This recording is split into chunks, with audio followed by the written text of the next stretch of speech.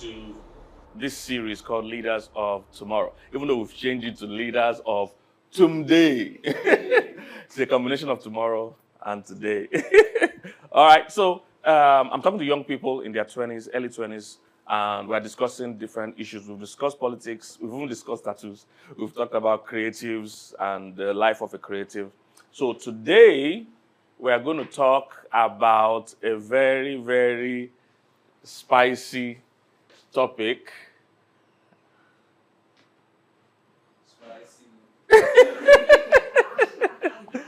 We're going to talk about sex. Let me allow you to swallow your spit a bit. We're going to talk. We're going to talk about sex. So, we're approaching Valentine's season.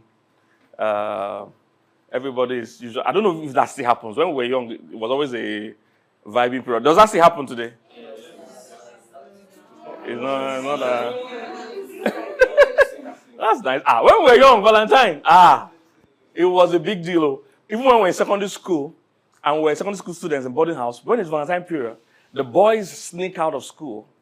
I don't know where they get money from, and they go and buy those big cards. Then those cards were not common and they were not cheap. So they'll go and buy those big cards and buy teddy bear and bring it to school and give their girlfriends in school. And if you were a girl in boarding house then and you didn't get any, they will oppress the hell out of you. It will be depressing. So everybody tries to get into a relationship in January. Yes, because you don't want to be the one left out. Because it's bad though. But those boys will go and buy all kinds of things. Buy those big teddy bear, buy those big cards, buy chocolate.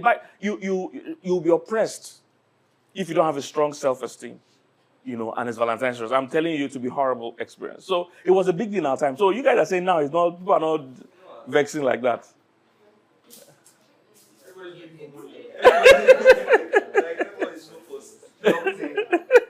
Really? So it's overhyped. People are not.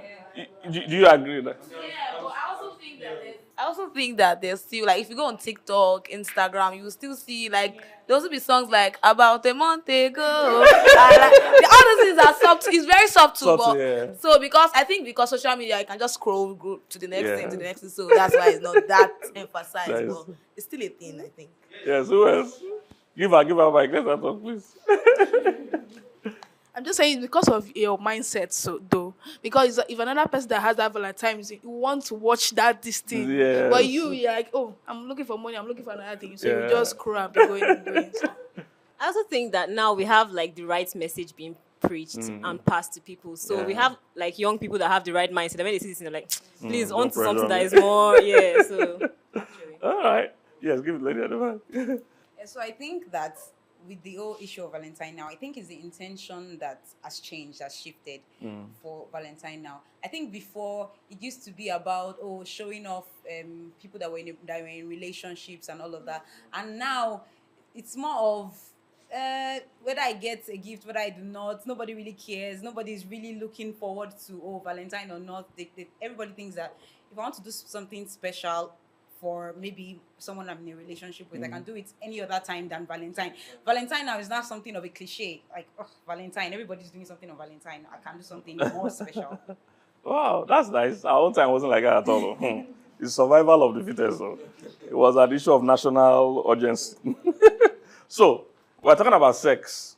So let me ask you, did your parents or have your parents ever had a conversation about sex with you? You can signal.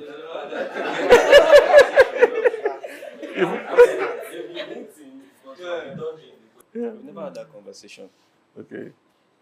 Maybe because it's an African home, we Yeah. have to do some certain questions. Yes. Just something we learn. We have to just talk about with mostly teachers, guardians, not with parents. Although there are some times where they talk, they just talk around. Yeah, just Wow. around it. They never go into it. Just around it. Wow. So they don't go into it. Yes, you don't just do the right thing. Don't do that kind of thing. Just if she, You should know why the friend coming over. Why is she a girl? What? Yeah, something like that. Wow, okay. So who else wants to yes, give the ladies behind you.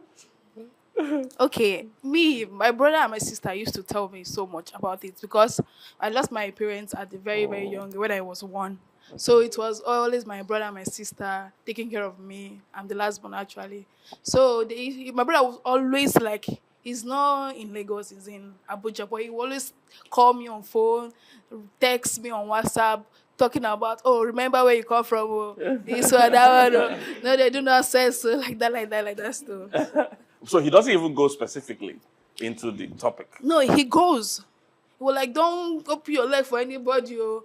And Okay. African parents would rather faint than tell you. And no, they did not. My mom, she. But I mean, I remember times where she would maybe just like he said, if somebody comes in, you're following man, guy, you know what you're doing, because if he will be the one to enjoy you, you'll be the one to sit in the house, But they don't actually talk to you about sex, like, so we had to learn it from outside teachers like Pastor K, PM, GM, GT, and the rest of it. So. Okay. Who else wants to say? But you guys know that it's very difficult. Your parents too will be shy to discuss it with you. Yeah, no, but they don't. Having a conversation with your child is something.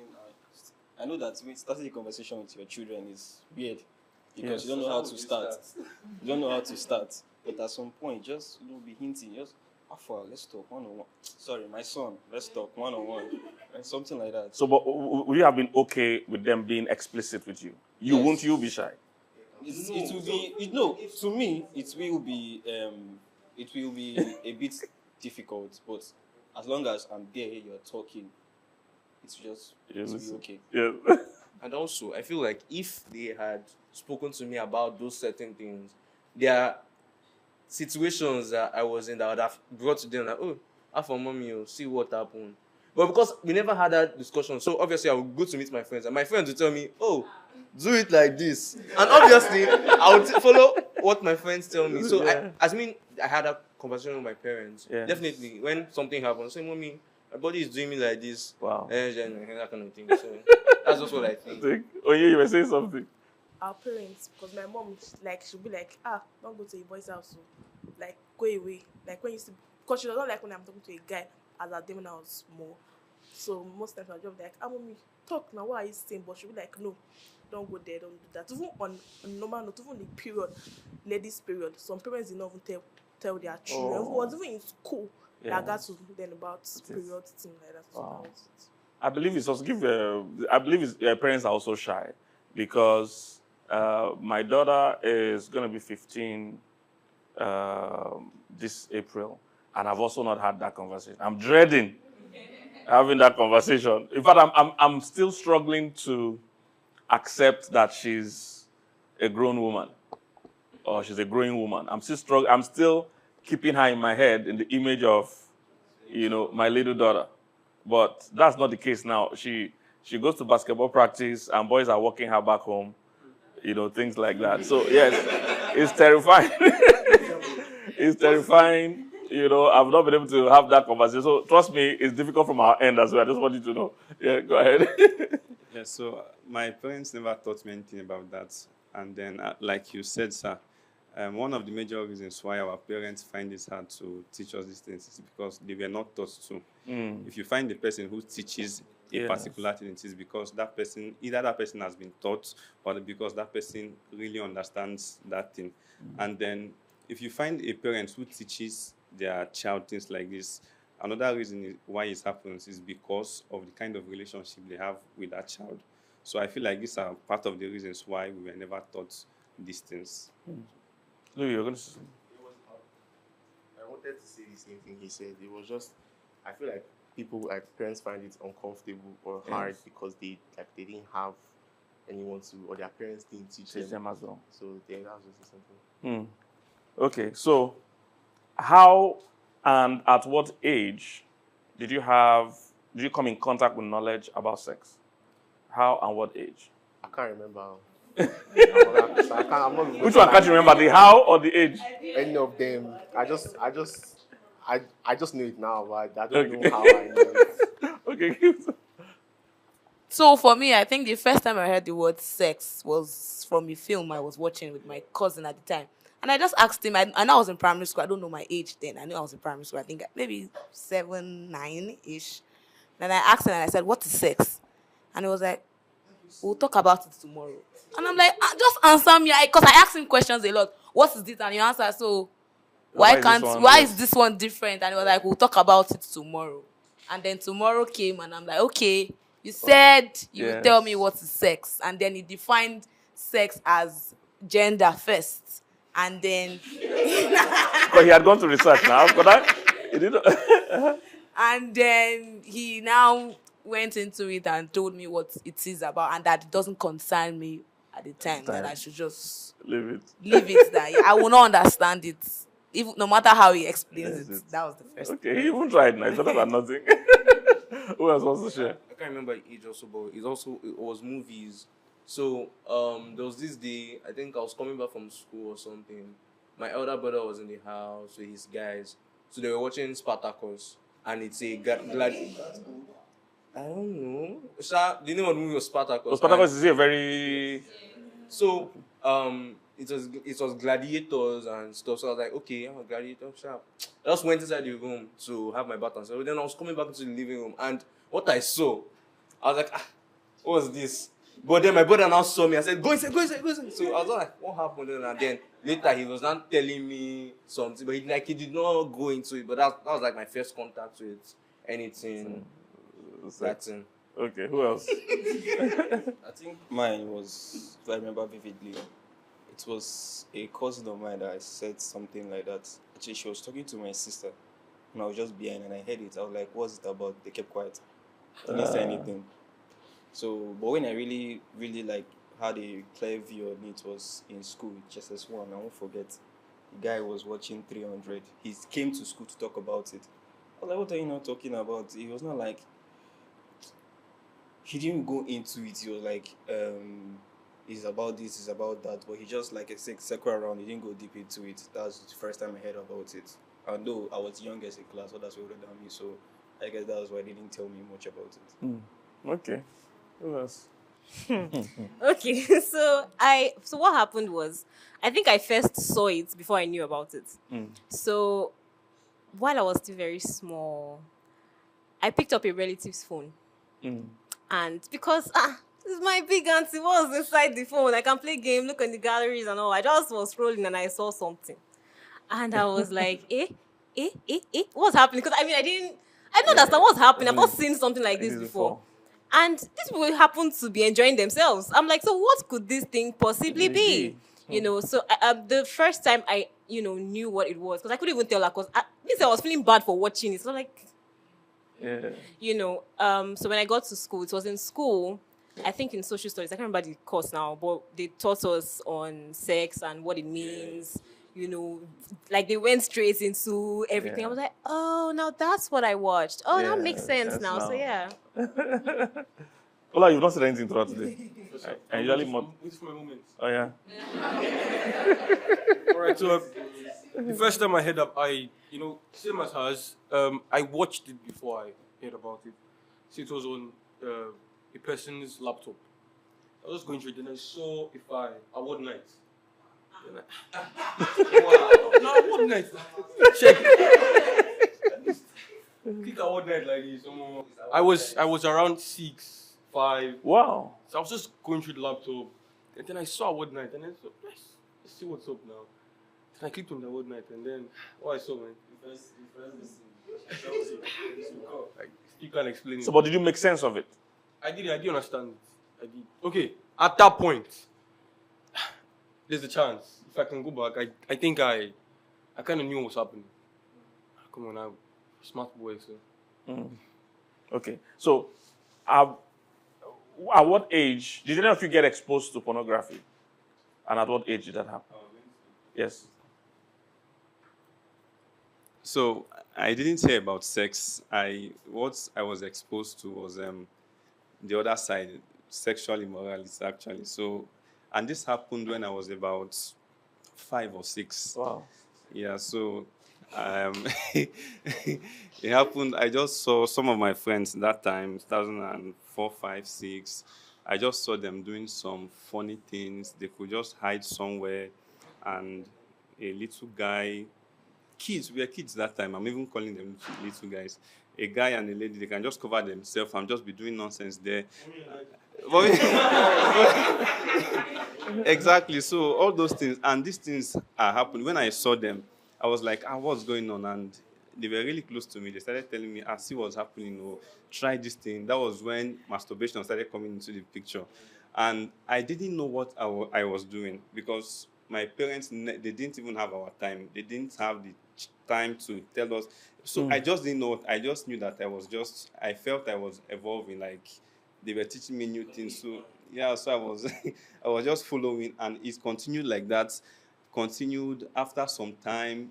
I kept on doing it until I got in contact with someone who introduced me to pornography. That was the first time I actually saw it on a mobile device. The person started telling me about Nicki Minaj and all those things. So I now went online, started browsing. That was how I ventured into pornography. And evil is very easy to learn and hard to delete from the mind. So I entered it, and it was so easy, and it kept on growing in my mind. It took a lot of work. In fact, they've not gone totally.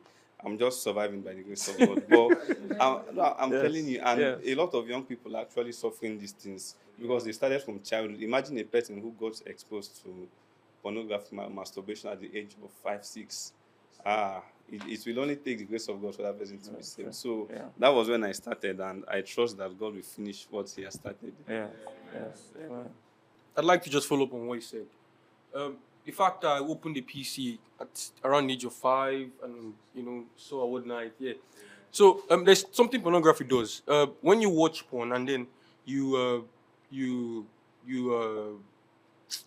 you watch pornography, it sends a message to the brain. It makes you feel like you are achieving something when you are not. So it sends this chemical, dopamine. So it goes to the brain, and then you think you are happy, but you're not happy. But happiness lasts for a short time. Okay, so being exposed at that very young age, I thought it was, normal stuff till I entered the church. I was at secondary school one time, going for summer lesson, and then my friends would come and then they would talk about it. They would say, "God, they watch porn." That was even the first time I heard about comics. The guy showed me this stuff, showed me comics, like porn comics. He would show, he'd be like, I'm telling you, he'd be like, "Guy, you don't know about this." He would tell me, "Guy, you can't find the app on Play Store, guy. If you want the app, come, I will show you how to get them." I'm telling you. So it was that bad, and I wish the parents had already told us that afar. The world you are entering, this is what you're going to see. Be careful, but they did not come where we are now. Yeah, I think mine was a neighbor back then, very tall guy. I grew up in the north, so most of the times Muslim guys are this kind of, they are very much fascinated about it. So at times where they'll just be watching it on their phone, and because they speak outside, I don't speak outside. Yeah. So I was trying to make sense, like, what is it? I only saw it once. Then now I left. Then my neighbor was one that showed me, like, on his phone, hundreds of it. Wow. Hundreds, like, Jesus. I was even shocked. I was like, how are you getting this thing? He didn't want to talk. But I now got exposed to it. But to solve, in fact, even how I even stopped was because all phones have, I won't say all phones, certain phones have certain screen time setting where you can actually put some certain restrictions. Not everybody know about it. So at times I just go, you put these restrictions so that maybe when a man is idle, has nothing to do, just to stop certain nonsense. Yeah, that's good. Who else wants to share?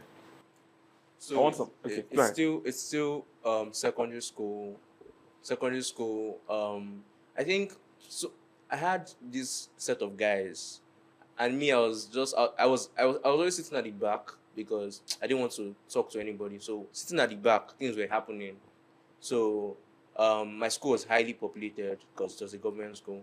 So guys would bring their phones to school. So it's the back that to sup.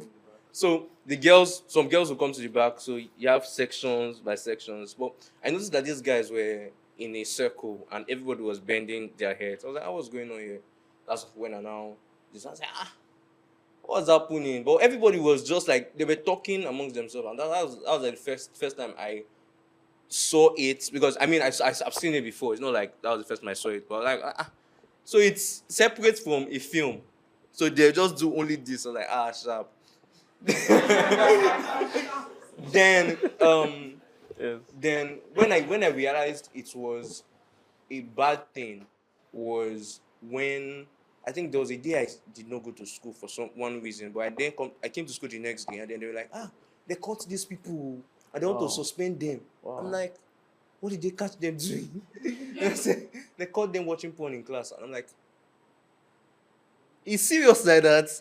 But that was like the first time I actually realized, okay, this is a bad thing, and it's not something that most people would want to talk about. So obviously you now keep it to yourself and not talk to people about it. So they suspended those people, and thank God I did not come to school, because I know that they would have suspended me too. So imagine my mom now finding out, why you not going to school?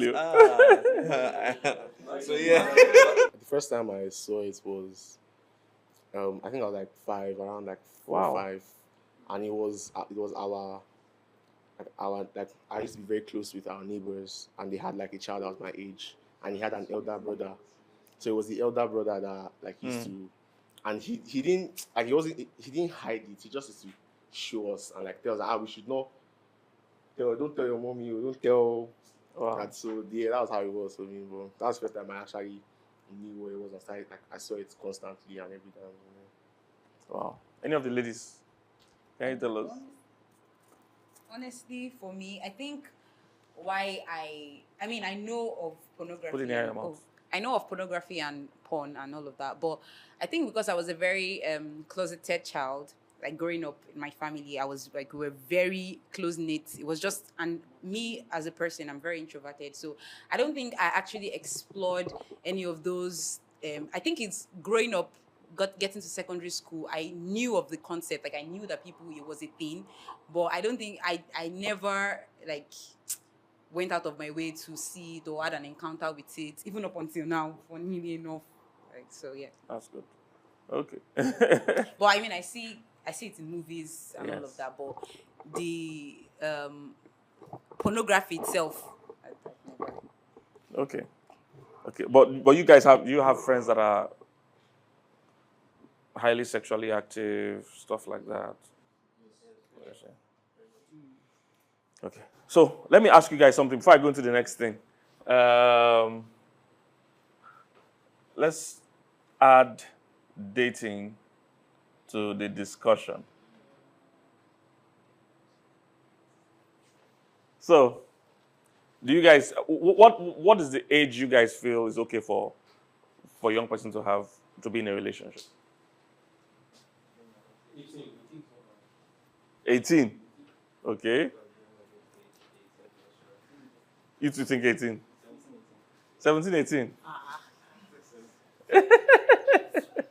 So for me, I don't think it's a thing of age, because a person can be 18 and be foolish. A person can be 18 and be wise, and another person can be 26 and be extremely foolish. So I would say that it's a thing of maturity, mindset, maturity, and all those. So if you are saying a person should be 18, they can get to that age of 18 and not be wise at all. So for me, I'm speaking for myself now, it's a thing of maturity and experience, not actually age. Yeah. Okay, for me, as I said, 18 is fine. Then the maturity part comes in, because I mean, you're dating, you're actually with another person, the opposite sex. There are some certain things you need to learn, there are things you need to know, and it's not for babies, you know. Hallelujah. Give her.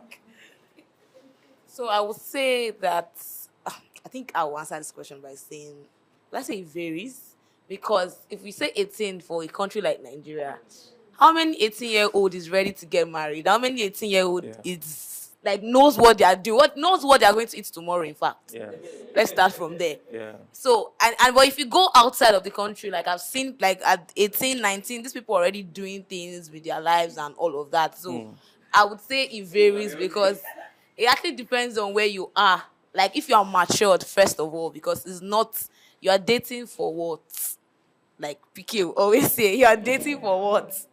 Then I also think, yeah, like maturity. We said maturity. When do you want to get married? And there are other things that you should have figured out in life first before bringing someone else into your life. So I would say, yeah, if you say 18, no, it can't be in Nigeria, it can't be in Africa. We are like, you at 18. What was I at 18? I think I was writing jam. So, me we never know what's I go chop tomorrow. Why you? For me, I would say at the age where the person, has started adulting and where the person has started or knows what they want to do, right? When I know what I want to do, then, like you'd say, you should have a life before you have a life partner. So at the age where you know what you want to do and you can take care of yourself, that's when you should be able to, date someone. So I don't think there's a particular age. Okay. I also agree with I agree with her that there's no particular age. There's something PK always says that, when you grow, the way your love for certain channels change, like when as a kid, maybe Nickelodeon, you get to a point where you're watching movies, and then before you know, you get to the point where you start watching news. But when you're 18, you'll be like, okay, I think I like people that are tall, dark, and handsome. You get to 20, and like, fair guys are my preference. You get to, so it changes. Yeah. So I don't think you have the capacity to make that decision at 18, even if you think you're maturing. Yeah. But I'm not really concerned about the age. For me now, I have a personal preference that I would not date until I'm 25.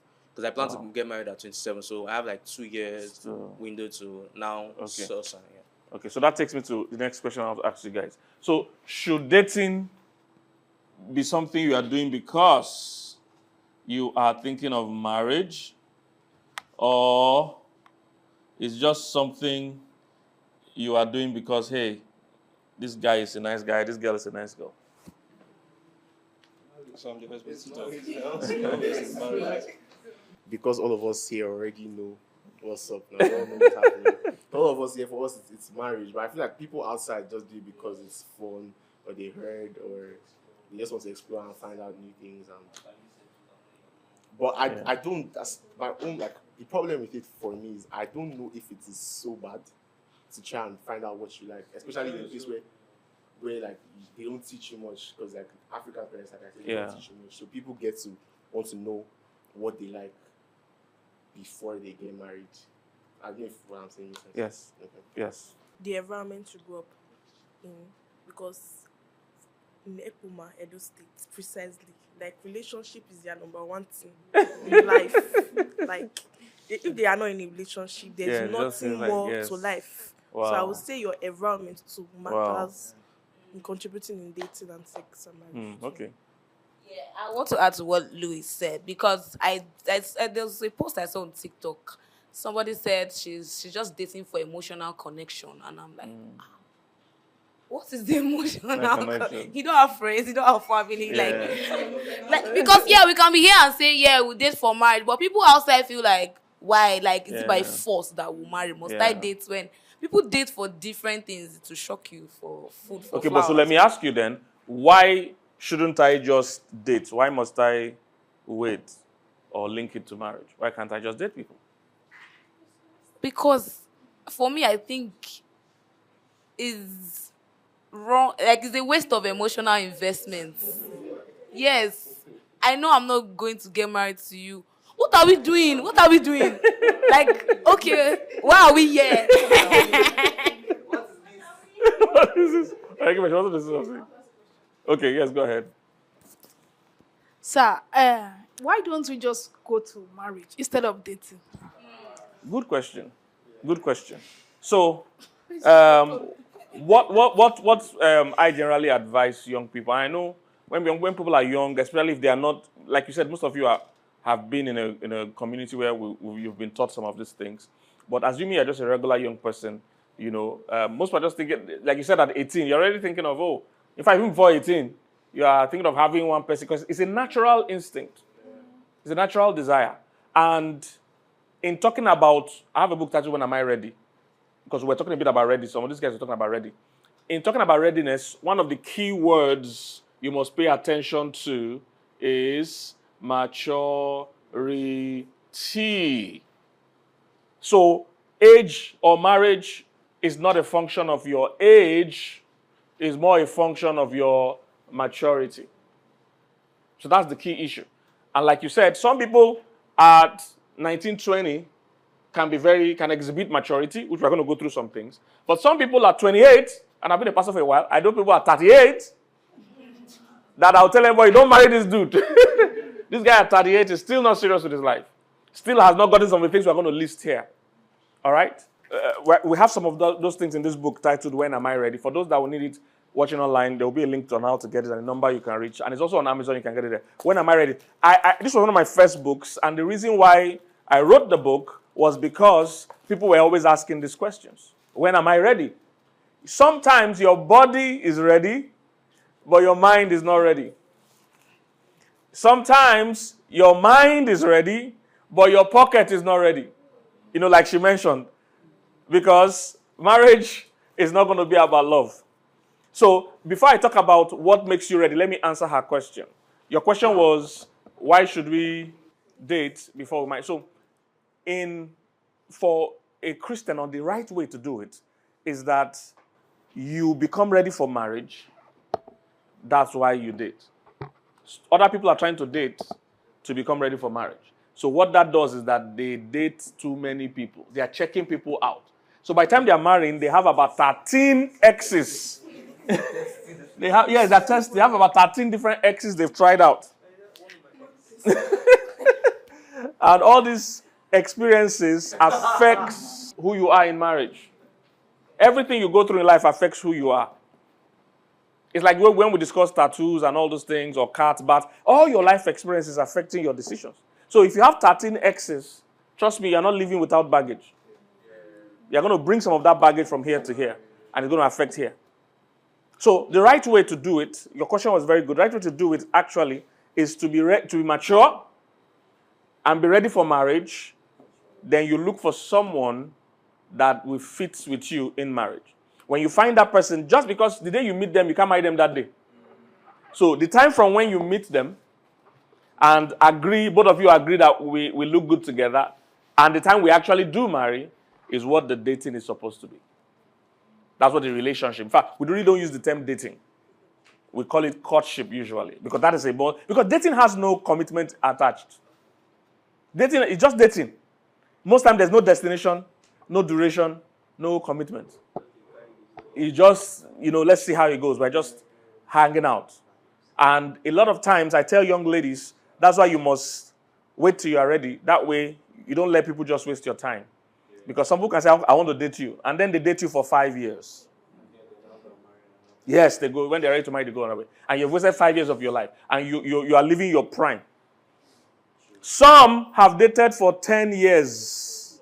I actually know people personally that have dated for 10 years. And the guy still did not marry her. So she got tired of waiting. She left. She was a fine girl. So there was always demand. So I think she caught on at some point that, hey, I'm soon going to pass my prime. And this guy was not making any progress. 10 years life. So she left, and thankfully she got somebody else and married. And the guy dated another person for another 10 years. Real life story. Real life story. Real life story. Real life story. So he had 2 terms, yes. And he still did not marry her. Yes. Unfortunately, she passed. She passed on. Yeah, it wasn't his fault, but 10 years. It's technically his fault. It's technically his fault. So that's how it's supposed to be done. All right. So what are some of the things that the things that we need? Okay. One of it is maturity. There are a few others, but let's look at maturity. So who can tell us areas of maturity that you think are important to get married? Emotional intelligence. Emotional maturity, very important. Emotional. Who can tell us what that looks like? What emotional maturity looks like? Being slow to anger. That's ability to control how you feel or act. Good. So I think emotional maturity is deals with how you take information, how you relate with that information, how you relate to another person, and how you feel about what someone else or your relationship with other people.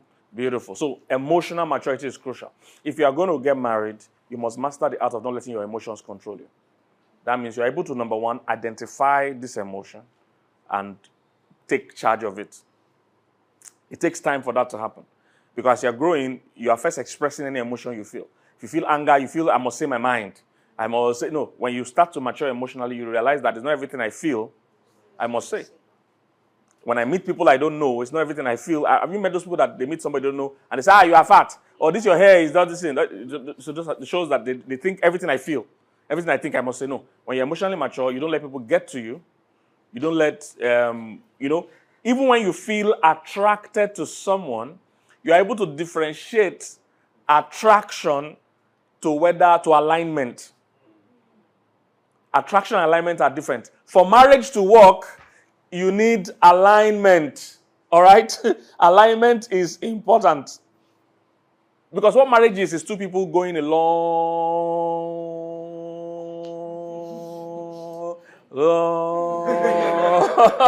very long distance together in harmony. It's a very long thing. So in that long, there are many times you won't feel like emotional maturity. So emotional maturity is part of learning how to keep doing what you're doing, whether you feel like or not. So there are times you don't feel like going to church. There are times you don't feel like reading your book. There are times you don't feel like being polite. There are times you don't feel like being respectful. But you still continue to be so. That's part of the emotional maturity we're talking about. Because for marriage to work, alignment is more important than attraction. So when you begin to identify your emotion and know how limited they are, know that they are short-lived. Emotions are short-lived. How many of you have ever felt strongly about one thing and then a few days, a few weeks, you're wondering, what on earth was I thinking? That's the nature of emotions. It's very fickle. So you do not build on emotions. Emotion is a good fuel, but it's not a good foundation. You don't build on it. So attraction, you can see a guy, you can see a girl and say, this girl is fine, this guy is fine. That does not mean you love them. It does not mean love. Most people equate feelings of attraction to love. And unfortunately, that's what movies push. That's what music push. Because that sells. They see a guy and a girl, they just see their eyes just jam. And then they start saying, what is that? Meet cute. So they just fall in love, in quotes. They're just selling their movie. They're not interested in telling you the truth.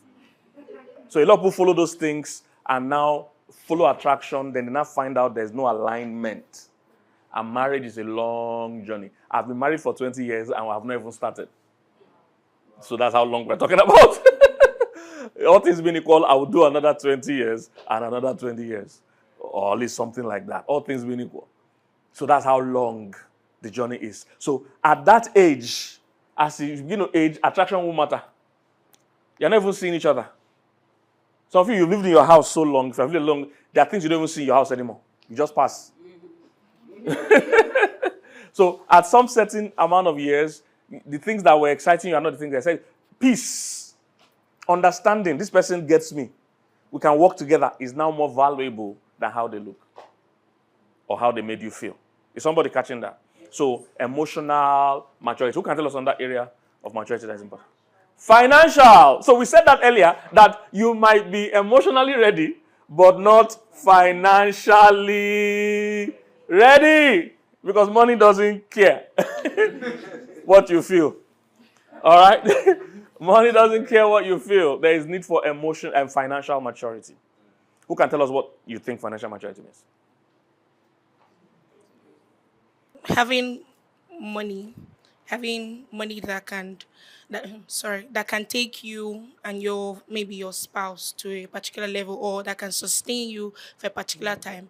And just the general knowledge, like having money and the ability to keep it and make it grow. Yes. Yes. Beautiful. That's, Beautiful. Who else? Go Okay, ahead. so financial maturity to me is understanding money. Doing something with your hands first of all. Understanding money, knowing how to manage the money, and then multiply it to make the money work for you. So that's what financial Beautiful. maturity is. Beautiful. But I just add something. Yeah, I just wanted to say that if a person is just having a stable source of income, Beautiful. it's because your wife is not going to eat you. Yes. You're going to have to feed your wife. Yes. And then when you have kids, you're going to have to feed Yes. them too. Beautiful. So baseline is make, manage, and multiply. So that's financial maturity. Now, financial maturity is only for men? No, it's for men and women. So those days have passed where people were saying, oh, the man is the man. No, those days have passed. Right now, what you need to do is the both of you are going to work together as a team. The Bible said the two shall become one. So you are not anybody's liability. All right? The dangers of thinking you are somebody's liability is that the day they lose their income, you lose your income. Even though you have 2 hands and 2 legs. So you do not live that way. And let's assume you don't even have somebody for years. You'll be working. So everybody needs to learn how to make money. The more money both of you make together, the better the life both of you will have. So why should 2 people be living on one person's income when 2 people can be living on 2 people's income? And have a better house, a better car, a better everything. So it's always better to make. And for those of you that are new watching us, we've taught in church, and I hope you guys here know that there's no scripture that says a man is the provider for a woman. All right? We've studied that. 1 Timothy 5:8 has been misquoted for years. If you read from verse 1 to verse 16, that scripture was talking about widows. Had nothing to do with husband and wife in a marriage. Okay? So financial maturity. Who can tell us on that area? Now, we talked about making money. Managing money is important. You never know how bad a manager you are until you marry. When you're alone, because you are the CEO, you are the secretary, you are the CFO, the chief financial officer, you are everything. You write anything, you approve it, you authorize it because it's look okay. When there's somebody else, that's when you find out that you are spending too much on ice cream. Everybody say, why are you buying more ice cream? You're saying, ice cream, what is this ice cream? Then you now find out that managing is even more important sometimes than making. Because many people can make money, they just don't manage it well, so they are always in financial crisis. Okay? Then, of course, multiplying is how you enter the good life, where you are no more working for money, but money is working for you. That's where to get to. So that while you are sleeping, you are still being credited. If you have to work every time you make money, you are not yet rich. Because if something happens to your health or happens to your job, your lifestyle is going to fall drastically. So when you are rich is when, if you're angry, so I'm not even doing, again, you can still maintain something close to your normal lifestyle. Okay? Yes, question. So are you saying that we have to be there before we marry, or is that like that can happen during marriage? Which one? The multiplying. Oh, that most likely will happen after marriage. Now, if it can happen before marriage, is better. But because most people, when they're getting married, are just starting life, they are still majorly building this one, making, and this one, managing. So the maturity is knowing how to. Yes, you must be able to make money. That's maturity, financial maturity. You must just say, if nobody gives you a job, can you think of a way to generate, whether I'm male or female? What can I do? Can I learn a skill? Because what we see in Africa, which I hope the young girls watching and you girls here never do, is many of the girls just, live their lives to wait for a man. What they are doing as a job is dating. That's their career. I'm serious. There are people like that. That's their career. So they post, they just take pictures, and they know when to, they call it test trap. They know when to get customers. In fact, in my experience as a counselor, I know when ladies are single. In fact, there was a married woman that is a bit popular. I don't mention her name. I knew she was married. So when I saw her post 1 or 2 pictures, I thought this person is married, because I know when women are looking for customers, their pictures they post, their DM is going to be full. So they will now select out of a few that will now credit them or take them out on a date. So when I saw her post those, that is a mature woman, elderly one with grown kids. When she posted those pictures, I said, no, this one is test trap. This one is looking for men. So I quickly went online and checked, and I found out she just recently got divorced. So I said, oh, no wonder. Because I knew she was married. Somebody posted it on a picture. So women know pictures they post when the account is low. They have pictures they post to increase traffic. So there are women like that. Yes. So there are women that do dating for as a job. They get men to credit them, men to take them out on dates. That's what they do. You see, that's risky because as you grow older, you'll find out you have not developed the skills to make money. And you will not always be in your prime physically.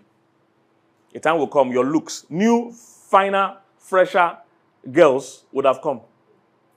That will be more finer than you, or that will be finer than you. So if you have not developed the skill of making money, you will now start learning those skills at an older age. Which means you're going to be starting from where your mates have passed long ago. So it's always tougher. So it's better as a woman or even a man, you must all learn how to make money. How do I improve my skills? What skills can I learn? What relationships can I build that will help me make money? Very important. Everybody wants to make money. Okay? And then manage and multiply. Any other questions for the next thing? Yes. Can't I stay unmarried and have kids? I'd like to. Beautiful question. Beautiful question. The reason why that is dangerous is that God, in his wisdom, you see, it wasn't a coincidence that we came out male and female. It wasn't by chance. The way it works is that we were once one. I hope you know. Yeah. Male and female were once one. So what God did is separated them. So there are parts of you that is not in you.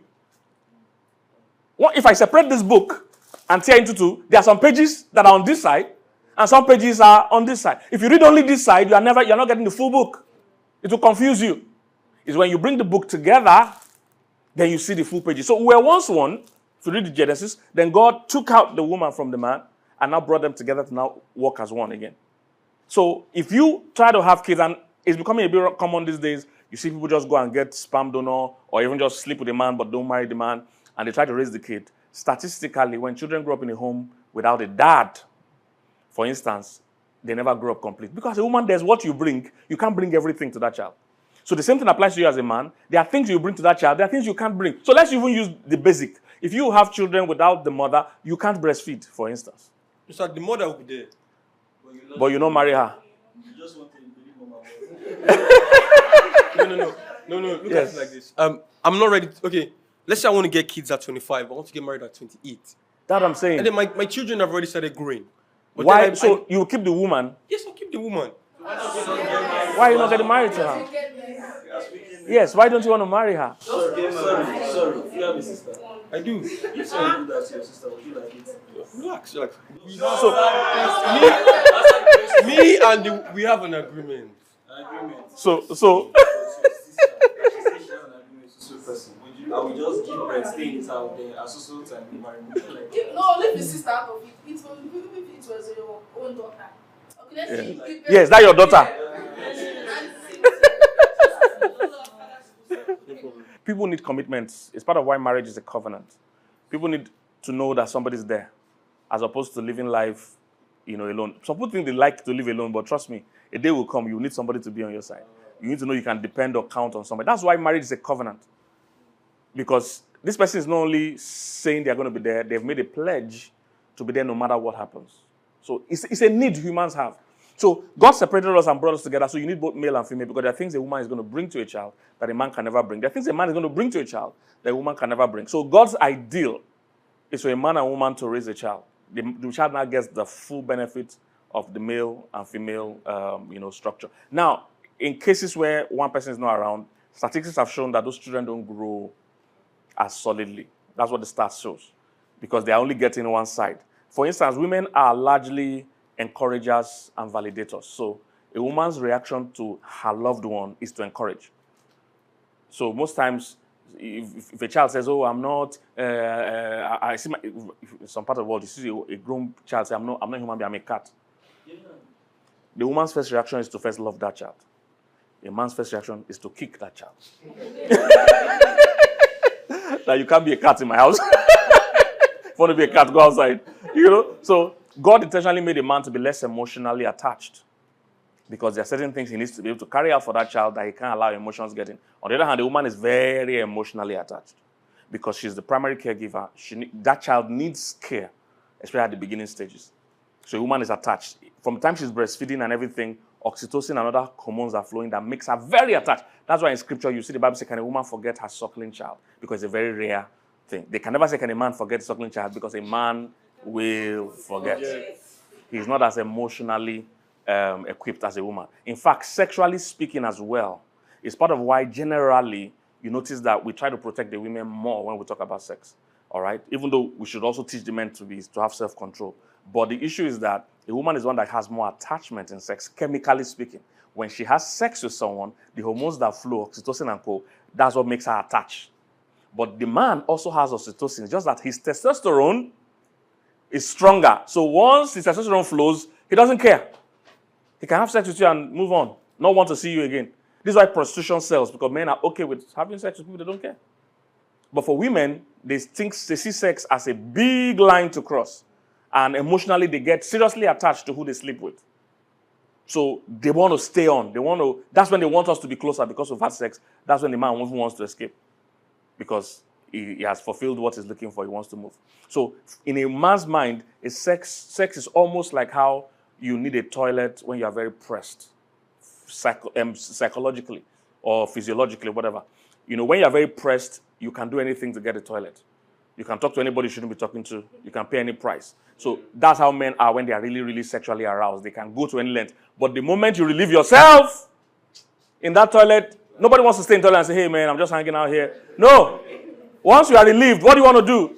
You want to leave as fast as possible and not come back. So that's how it is in the man's mind. When he's chasing you here to sleep with you, he's doing everything. And when he has his release, he's not interested. That's why emotional maturity is also important for men to realize that you don't use women. So that's what you were trying to do. You're trying to use women. No, for her, she wants you to be together and build life together. But you are not wired that way. You are a matter of fact soldier project person. Have children? No wife. No. Emotional maturity will make you learn to do things you don't like or you don't feel like doing. Because throughout your marriage as a man, you will do a lot of things you don't feel like doing. You learn to compliment a woman, be nice to a woman, be soft with a woman, even though that's not your natural inclination. So that's the emotional maturity itself. Yes. So those people that marry the same sex, yes, how do they do? Because they give birth, they actually give birth. How do they don't do give birth, they the adopt. male and female parenting? Yeah, they don't. So that's the problem. It's a perverted thing already. So they can't even produce biologically. So they adopt children. So But some carry pregnancy. yeah, they go and use sperm donor. So they do sperm donor. So they can never raise that child the way God intended. Never. Because it's already a perverted structure already. God wants a man and a woman in a house. That's what God wants. So it can never be the same. All right. So let's move. What's the third thing? We've done emotional maturity, financial maturity. Who can give me another one? Spiritual. That's good. That's good. So how do we define spiritual? Having personal devotion with God is very important. So you know God for yourself. Somebody else, do you have any other thing about spiritual? Being able to hear God, very important. Be able to be led by God. Because, number one, even when you're about to choose that person, you'll be able to pray and know if God is saying this is the person or not the person. So that's very important. And even apart from choosing the person, the journey from then on, trust me, you will need to make 1,000,001 decisions when you get married. 1,000,001. Trust me, decisions don't end. What will the children eat? What will the children wear? Where will we go? Where do we live? 1,000,001. If you are not able to be led by the Spirit, to be just a strenuous thing, you'll make too many bad choices or decisions. All right? So let's go. Who can give me another one? It's being placed under authority. Authorities, yes. Because if the Bible says that we should love, as men, love your wife as Christ loved the church, Yes. it means you have to be placed under that authority. Yes. The spiritual authority. Spiritual authority. Yes, yes. Just- That's good. Yeah. That's perfect. That's perfect. So let's move to, we've done emotional, financial, spiritual. Somebody give me one more. Mental maturity. All right? It's not just educational, because you can actually go to school and still not be sound mentally. So the best way to say it is mental maturity. It's part of what I said earlier on. You need to make decisions. Your children are going to count on you for a long time. Maybe from 0 to maybe up to 25-ish. They will depend on you to make decisions for them. There are times they'll come and say, Daddy, I don't feel like going to school. I don't want to go to school. You need to talk them, into what you think is best. You need to look at them and say, hey, this is the career I feel is good for you, and things like that. So mental decision. So who can give me one or two more? Physical, yes. Physical is a thing for sure. What do I mean by physical? Some people are not mature age-wise. Statistically, the earlier you marry, the more likely you will be divorced. The later, the better. That's what statistics says, all right? So if you are marrying too quick, especially under 25, stats shows that you are not really, you've not matured physically for that decision. All right? That the more you stay in life, you've gone through a lot of changes. Because the earlier you marry means you've not gone through some changes. But if you have gone through a certain amount of years, you faced some changes. So you are in a position where you can now choose. All right? So statistically, they say don't marry under 21, 22. No, it's too early for most people. You're still transforming. You don't even know yourself well yet. You don't even know what you really like. Just like he mentioned, what you liked at a teenager will be different from what you like at 20 and might be different from what you like at 25 when you start getting mature. So when you are 19, you might like a person for his hairstyle. When you're 25, you like him for his lifestyle. So go ahead and say, oh, I like this, I like it. When you're 25, you now find out this guy is a loafer. He's not serious. He can't keep a job. More important questions are coming up. So it's good to be physically mature. So that's right. Is there one? Can we put in one more? 1, 2, 3, 4, 5. Give me one more. Yes, question. Go ahead. So what's the right age for you to get married? Okay, good question again. But it's still part of what we are discussing in this book, When Am I Ready? There's no right age. All right? There is a prescribed or suggested, but it can't be the same for everybody, just like we've been saying all day. It's always about how mature you are. But I will say, for a lady, anywhere between 24 and 25 will be good. For a guy, I would say anywhere around 26 to 28 is good. That's early. If life happens, blah, blah, blah, blah, blah, a guy should not exceed 30. If life happens, maybe he didn't get the woman on time or didn't get a job on time, the woman too should not exceed 27, 28. Those are your prime years, physically, mentally, because carrying babies, raising babies, all the things that a marriage requires, the younger you are, the better. Trust me, as you get older, your strength will not be the same. Both mentally, physically, emotionally, everything. Life wears you out. That's what happens. You get worn out. Because as you are here now, you're making decisions. You have to choose what you're wearing today. So you're using your mind. By the time you are 25, 35, the mileage on your mind has gone far. It's all affecting. The mileage on your body has gone far. So you are using your resources. So the earlier you start helps you to raise those kids fast and you to grow fast. And you can even raise them, they grow quickly so that you can even get your life back. Especially when you're getting tired, you are free. Not that you are doing the hard work. In the some teaching I did, there are about 3 things they say you must do in the days of your youth. They said, know the Lord in the days of your youth. I think that's Ecclesiastes. They said, bear the burden in the days of your youth. That means do the hard work. Then the last one, they said, marry the wife of your youth. You should also do that when you're young. Those are 3 things you must do when you're young. It's not best to do them when you're old. All right? So there's no ideal age, but that would be my own suggestion. Tony got married at what age? So what age? 26. So you have to tell us how you were able to at 26. Because there's somebody here that was 25. Is there somebody that's 25? You're 25. Is there somebody 24? How old are you? Oh, so you're even 26. So he's married at your age. You married at 26, right? Yes. Tell us how, at 26 is young, right? I think it's young for a guy. Most 26-year-olds are not thinking of getting married, or at least are not ready to get married. So how did you do that? How and why? Interestingly, I wanted that financial. I told God that if I don't have 15 million in the bank, I won't marry. And I was on my way to that, actually, right? Wow. But some things, like you said, life not just happen. Yeah. But I was also dating, yes, different girls, trying to know which one. At some point, I just got tired, yes. I just told God, I think it was that time. Again, PK's teaching. I think I've heard everybody's views on different things. Our views are a bit skewed because we have been taught well. Yes. We have to say that, right? Yes. So I just, and just in a place of, again, spiritual maturity, just praying and, God just downloaded some qualities for me, all right? At that time, downloaded some qualities for me. And then he asked me a question, who do you know that has this quality? And I thought, At that time, I was serving in church in David's Army, all right? And there was a damsel there, all right? So She was my friend. We used to gist, we would talk, long conversations. I almost even, from work, I would just post work and we'll be gisting and different things. And God said, who do you know that has these qualities? Yes. All right. And she just came to mind. It's like, it's true. But we're just platonic friends, Yes. you know. Yeah, just to gist, sort ourselves and yeah. So and then God just gave me grace at that point to I had listened to watch your videos a lot, so there was a bit of motivation that okay, let's do this, all right. And then I told her, she was like, okay, you know, she had to. She said she should pray about it. Me, I knew that I knew the answer. I was really proud. But she had mentors. She told her mentors. So for me, and at that time, interestingly, so when people said financial maturity, I knew how to make money. Yes. I knew how to manage money. Yes. In short, I was even a bit. I love money. Yes. So, but I think God had to work on that a bit. So He had given me instructions to do with money.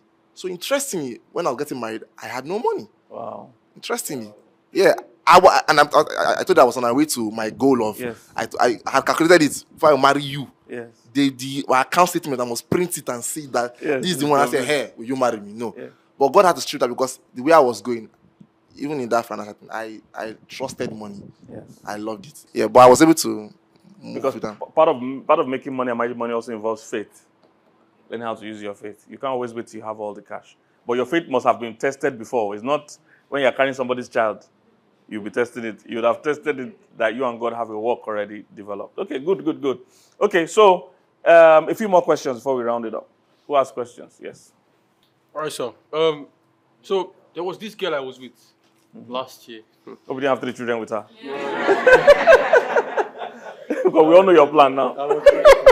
In fact, I'm targeting 8 girls. That's the target. 8 girls, man. 8 girls of what? 8 female children.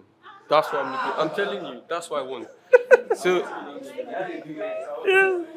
see, listen. So I chased her for a year. I met her at Redeem Camp. So I was just standing, and then I saw this girl sit down there. I was on the search. I was looking for a wife at the age of 18. I was so sure that come on, the next one's going to be it. So I saw her sitting down there, and then I sat down next to her. Then I picked up the phone. Then I put on the camera. Then I was filming her, but she didn't know I was viewing her. I wanted to check how many times she would look at me without me looking at her. So I finished, and then I went to the back and I watched the video, and I counted 7 times. How much she liked me, Next time I approached her, I said, how far? My name is Balon. I have interest in you. I want to take you out. She's smart. Listen. See, I was so sure that I was going to get her, but it took me a year. After the 1 year of movement, I dated her for, I said like 2 weeks, bro. Look, calm down. Next thing, she called me one time. This girl started unloading the things that I've done months back. I started pointing it down. Yes. Next thing, she told me that she's breaking up because she did not have a conviction from God. So I want to ask. I don't know. After everything I've told you still need a conviction. Yes. That's why she broke up, sir. Okay. Good question. Good question. Okay, so yes, you. Hope you didn't share your plans. I told her if I was settled on 5 kids. That's why she ran. It's part of why she ran. Okay, sometimes some people start a relationship early and they grow and now find out this can't be what I want to do in my life. That's why I advise people to wait a bit. You know, she definitely was not sure from the onset. I don't even know whether God told her anything, but she just wasn't sure. And I think as she spent time with you in that light, she became clear to her why. Obviously. Yes. So you were definitely too young. And if you are talking the way you're talking now, like this, and this is a few years after, I could imagine how you were talking and sounding then. You know, so you would have spooked her. And she would just say, what's the easiest way for a Christian to escape anything in this life? God said, when people want to leave a relationship, leave a church, leave anything as a Christian, your shortcut is God said. Nobody can fight you. You say God said, I should leave this country, I should leave this church, I should leave this relationship. You can't fight anybody. So she just grew and found out this is not what she wants to do. So that's why maturity is important. That's why these things are listed. All right. And spiritually as well, it's ideal for you to have done the praying before you start the relationship, not to start and now start praying. All right. Okay. So, sir, I want to, what advice do you have for someone that like has started dating or is in a relationship with someone, but is like missing some like aspects of maturity from their life, but they feel like both of them help each other grow and stuff like that. What advice do you have? Do you think that they should? That's a good question. I think they have to know what area is missing, and the person has to prove or work on the area before we move forward. The mistake people make is to think if we move forward it will get better. Sometimes it never does. And you need to be able to say, am I ready to forfeit emotional maturity for the rest of my life, or financial maturity? There are people that live like that.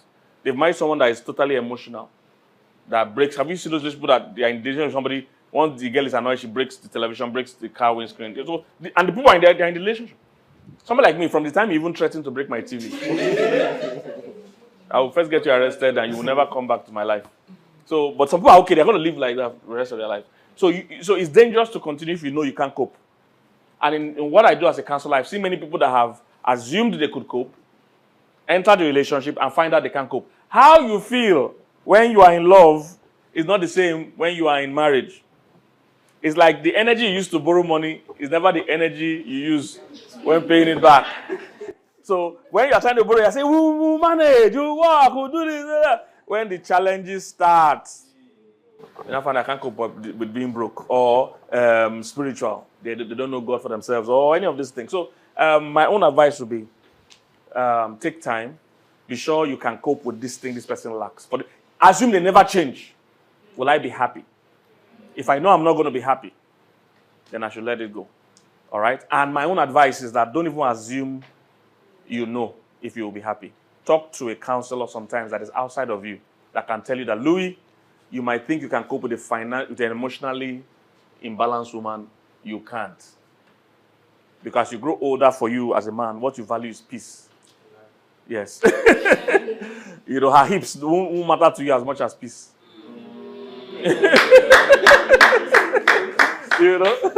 So a mature person will be able to talk you down and say, trust me, how you're feeling now is not going to last. Because the euphoric stage of a relationship is generally anywhere from 6 months to 2 years. After that, you shift from that phase. What now makes sense is that we can get along.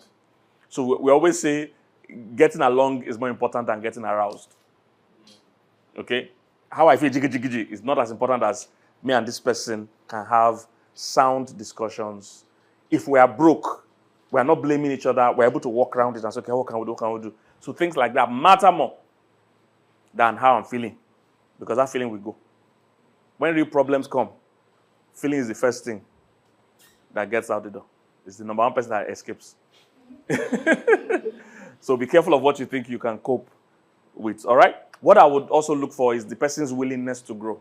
Because, of course, everybody will not be 100% in all these things. But I'm going to be looking at, okay, domestically, she cannot cook, but what's her disposition? For instance, is she willing to learn? Does she understand that, oh, this is an important part of our lives? Or she's making excuses. Say, I never cook my father's house, I can never cook for anybody. So can you cope with that?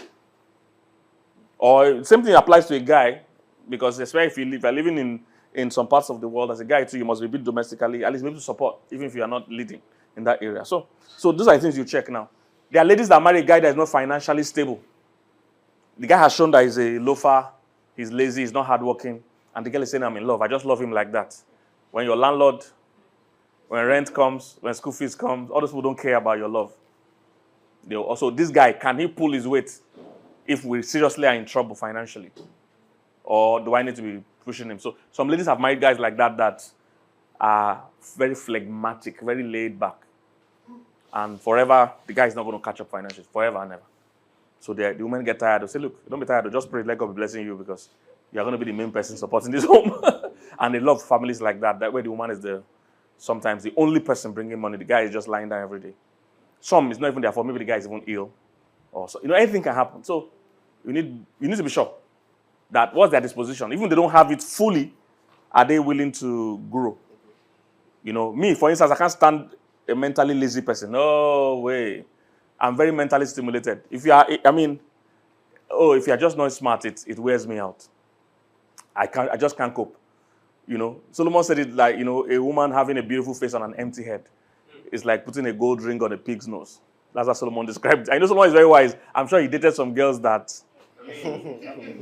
just said no. Yes, he said that statement didn't look like it came from abstract. It came from an experience that, you know, there are some girls that are very fine, but they can't even know basics. They can't. They are just dull. And sometimes if you're a young person and you're very fine and everybody's complimenting you, there's a high chance that's the only part of your life you will develop. You won't develop your mind anymore because you'll not become an expert at makeup, at picture, because every day you're getting likes, you're getting attention. So you'll just not read. You'll not develop your mind. So, yeah. All right. 2 more questions before we sign out. So you talked about physical maturity for age. What would you say to ladies that like or want to marry men that are younger than them? And what do you think is the what's the word now? The range. The age range. Yeah. Okay, good question. As a lady, you can marry a guy younger than you.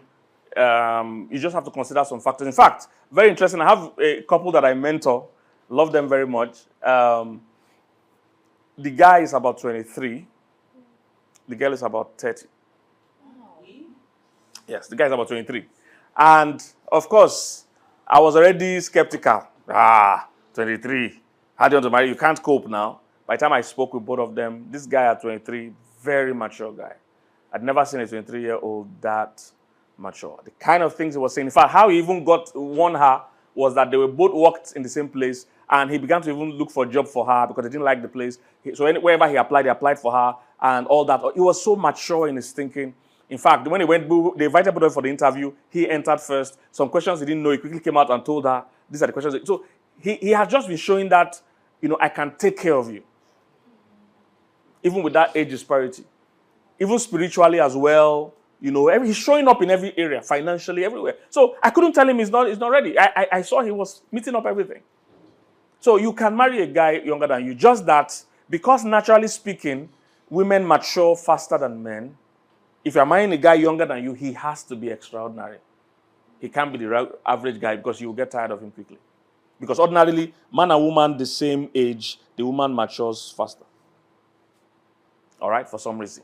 So if you're not going to marry somebody younger than you, this guy has to be extraordinary. He can't be the average guy. Or else you get tired quickly. You outgrow him so quickly. All right? That's just the mental side. There's also the financial side. If he's significantly younger, has he grown in life enough to be able to pay the kind of bills you are operating on? That's one. Then socially, what people will say as well. Because now, this couple I'm counseling, we're all talking about how they'll break it to their parents. If they even should break it to their parents at all.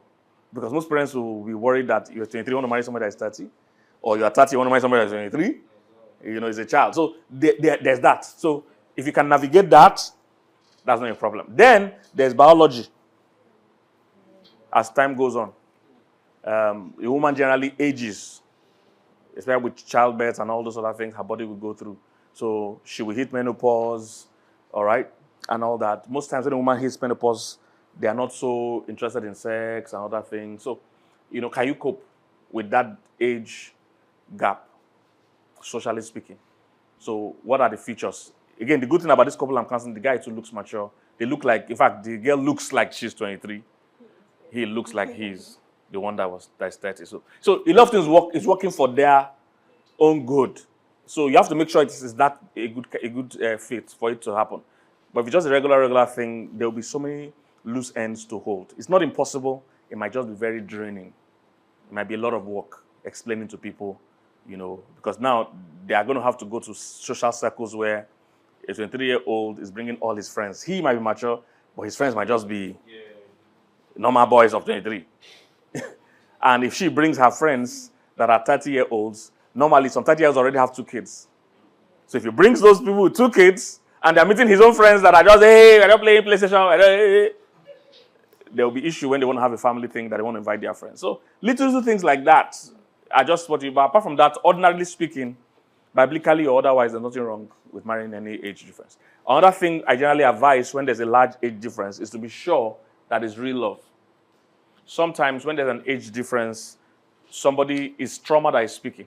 So the guy might be looking for his mom. So he's marrying somebody way older. Yes, he's looking, maybe his mom died early. And I've had cases like that. The mom died early. The guy grew with stepmom, so they never really gave him that thing. So he's always looking for women that will mother him. So even when he marries them, he does not provide for them. He does not work. He's very lazy and laid back. The women do the providing. They take care. So they are literally like his mommy. So, sometimes it's trauma speaking, in those people. Sometimes it's a woman that marrying a way older man as well. She has daddy issues. She's looking for her father. So that's who she wants in a husband. She wants to combine a husband and the dad she did not have. So you have to be careful. So that's why counseling is always one of the things we specified in this book as well is do counseling. For sure. Always do counseling. Bible says in the multitude of counselors there is safety. So get counselors. If you're in a good church, counseling could be free. If you need to talk to a professional counselor, it's also fine. But don't take a major decision like marriage without getting some outside perspective. Because you that are inside, you're in love, you are blind. When you say love is blind, it's true. It's very true. Because the part of your brain that responds when you fall in love is the same part that makes sound decisions. So most times, two of them don't operate at the same time. When you're in love, you're making dumb decisions. It's when the love has cleared that you'll now be saying, where am I? You already have 3 children. So I also want to recommend this book, 25 Wrong Reasons People Enter Relationships. If you're a young person, definitely a good book to read so that you're sure of the reasons. Why do you want to date or why do you want to marry? This book answers the question. 25 Wrong Reasons People Enter Relationships. All right? So were you blessed? Was that good? Yes. All right. So thank you for coming out. So for the audience watching, look out for all the series in the Leaders of Tomorrow series. It's been an amazing time. And happy Valentine's. They say you don't celebrate it again, but see you in the next video. Thank you, guys.